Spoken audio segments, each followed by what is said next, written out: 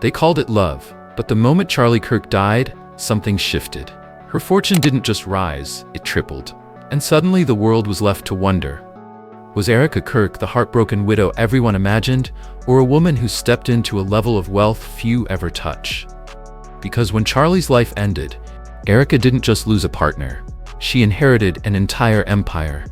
And in a story wrapped in mystery, someone always pays the price. Today, we trace the beginning of the trillionaire life of Erika Kirk. Early life and education. Erika Kirk was born on November 20th, 1988. Some say Ohio, others insist Scottsdale, Arizona. But one thing is clear, Scottsdale became home, the place where her faith, her values, and her purpose were shaped. Her parents separated shortly after she was born, leaving her mother, Lori France, to raise her alone. Lori taught her early that faith wasn't about sermons, it was about action. And so Erika grew up believing kindness wasn't something you spoke, it was something you did. As a child, she volunteered at soup kitchens, handing warm meals to strangers with both hands, learning early how compassion could ripple through a room. Her father, Kent France, carried Swedish heritage, while her mother's side blended Syrian, Lebanese, and Italian roots. A mix that gave Erika depth long before fame ever found her. But here's what surprises most people. Erika wasn't always the polished, camera-ready woman the public sees today. She was a tomboy, the kind who borrowed her brother's shirts and outran half the boys at school. She picked up a basketball at age 5. She didn't wear heels until she was 14, and probably couldn't have cared less about them before that. Her quiet inspiration came from her grandfather, Carl Kenneth France, a Swedish immigrant who rose to become vice president of the American Banknote Company, the firm trusted with printing secure government documents, even currencies. His story taught her a lesson she never forgot. Success is built long before anyone notices it. His story taught her that success isn't luck, it's the result of discipline, hard work, and quiet dedication. That belief followed Erika through every stage of her education. She attended Notre Dame Preparatory High School in Scottsdale, a private Catholic school where faith shaped the curriculum and character mattered as much as grades. She graduated in 2007, and years later, in 2021, the school honored her in its Hall of Fame. Not for celebrity, but for the steady, meaningful success she built without noise. Later in 2007, Erika moved to Regis University in Denver, Colorado, where she joined the NCAA Division II basketball team. But after a season or two, she realized her path stretched far beyond the court. In 2009, she transferred to Arizona State University, earning 2 bachelor's degrees, one in political science, the other in international relations. And of course, Erika didn't stop there. In 2017, she completed a Juris Master in American Legal Studies at Liberty University, a Christian school known for its faith-centered programs. By 2025, she was pursuing her doctorate in biblical studies, proving that education wasn't just a goal for her. It was a lifelong conviction. Yet, beyond the academic achievements, Erika made a bold move that quietly placed her on the public radar. She stepped into the world of beauty pageants. Starting in small local competitions, she eventually won Miss Arizona USA in 2010 and represented her state at the Miss USA pageant. But it wasn't the crown that shaped her future. It was the confidence, discipline, and purpose she discovered through the journey. At just 18, she launched Everyday Heroes Like You, a nonprofit highlighting small, overlooked charities, the kinds of people and causes the world rarely sees, but Erika always noticed. Then came Bible in 365, a digital movement that helped thousands read through the entire Bible in just 1 year. Erika blended faith and technology in a way few had ever attempted, making scripture accessible at a scale that surprised even her supporters. But that was only one part of her rise. She also stepped into luxury real estate through the Corcoran Group, one of New York's elite firms specializing in high-end properties. Still, her education and early work were merely the foundation. What came next would redefine her and set the stage for the life she lives now. Luxury lifestyle. Most people think they understand luxury until they meet Erika Kirk. She moves in a different orbit, one where wealth isn't the goal, but the starting point. Her story isn't about becoming rich, it's about stepping naturally into a world where richness was already waiting for her. Here's what many don't know. The love story behind her extravagant lifestyle didn't begin in Hollywood or some billionaire penthouse. It began in an office. In 2018, Erika walked into Turning Point USA's headquarters in Phoenix for what she believed was a simple job interview. Instead, she found Charlie Kirk, young, influential, already commanding one of America's most powerful conservative organizations. That meeting changed everything. A few days later, Charlie texted her, inviting her to Bill's Burgers in New York City. Yes, that celebrity hotspot. And it was there, in that crowded restaurant, that he boldly asked her to be his girlfriend. Fast forward to May 8, 2021, a private Scottsdale wedding, political heavyweights in attendance, and a reception funded by Turning Point USA.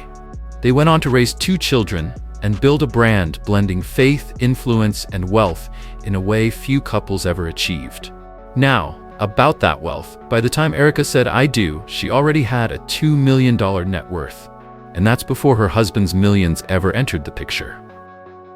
And unless you've been offline completely, you've probably noticed, Erika's luxury exploded after Charlie's death, almost as if grief unlocked an entirely new wardrobe. Let's be honest, most widows wear black.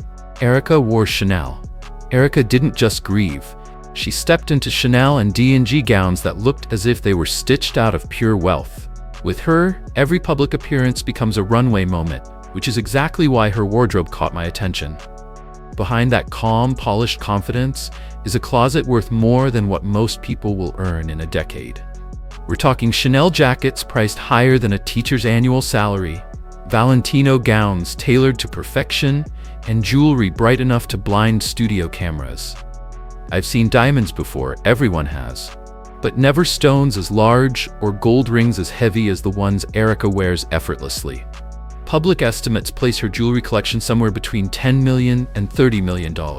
No surprise critics call it excessive, especially when paired with her bolder, more extravagant outfits. And then there's the St. Michael pendant she wears, the very one torn from Charlie's neck the night he died, still stained with dried blood.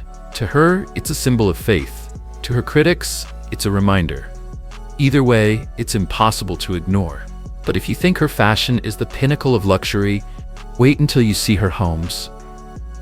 She once lived in a Mediterranean-style Arizona estate. Stone floors, infinity pool, desert sunsets, every detail custom-made. It sold in 2025 for a staggering $5.25 million. Today she resides in a $4.5 million mansion near Phoenix, reportedly part of a $12 million inheritance that includes 3 family-friendly homes for her children. And that's not all. Erika also owns a high-end urban property for convenience, glass-walled Manhattan apartments, and a beachside condo along Florida's Gulf Coast where the sunrise meets silence. Estimates place her total real estate between $12 million and $20 million. Coincidence? Maybe. But somehow, money follows her the way shadows follow light. Her travels, well, let's just say they're not vacations, they're statements. Israel, not once or twice, but 18 times. Romania's castles, practically her weekend scenery. Private jets, exclusive lounges, 5-star suites. Erika doesn't just experience luxury, she wears it like a second skin. And maybe that's where the real question begins. Did Charlie's death make her wealthy, or simply reveal the wealth she already had? Life as a widow. September 10, 2025, was the day everything changed. Erika lost her husband, Charlie Kirk, the 31-year-old conservative activist and co-founder of Turning Point USA. He was assassinated during the first stop of his American comeback tour at Utah Valley University in Orem, Utah. The shooter, a 20-year-old named Tyler Robinson. President Donald Trump announced Charlie's death himself, calling him great and legendary. The news shattered the internet. Grief, anger, disbelief all flooding in at once. And then, something even stranger happened. As soon as the killer was caught, Erika stepped forward and said, "That young man, I forgive him." Yes, you heard that correctly. She publicly forgave the man who took her husband's life. Some called it grace. Others called it unsettling. Either way, everything changed after that moment. Barely a few weeks later, Erika reappeared, not as a mourning widow, but as the new CEO of Turning Point USA, a role with a $286,000 annual salary. Think about that shift.